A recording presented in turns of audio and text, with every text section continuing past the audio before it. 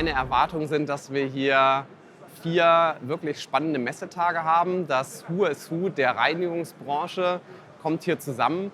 Und ich habe schon wirklich viele bekannte Gesichter gesehen, aber natürlich auch viele spannende Produkte.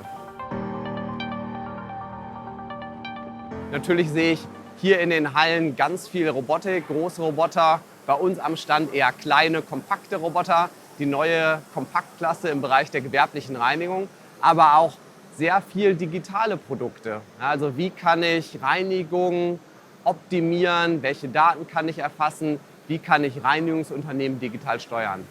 Weiteres Thema, was ich überall sehe, ist natürlich Nachhaltigkeit, was uns auch sehr beschäftigt. In meinen Augen Kompaktheit zu einem sehr, sehr attraktiven Preis. Nicht nur, dass wir eine überzeugende Reinigungsleistung auf den Boden, auf den Teppich bringen, sondern dass wir es möglich machen, dass die Reinigungsfirmen hier wirklich einen profitablen Business Case mit einer automatisierten Lösung abbilden können. Das ist, glaube ich, das, was von unserer Lösung überzeugt.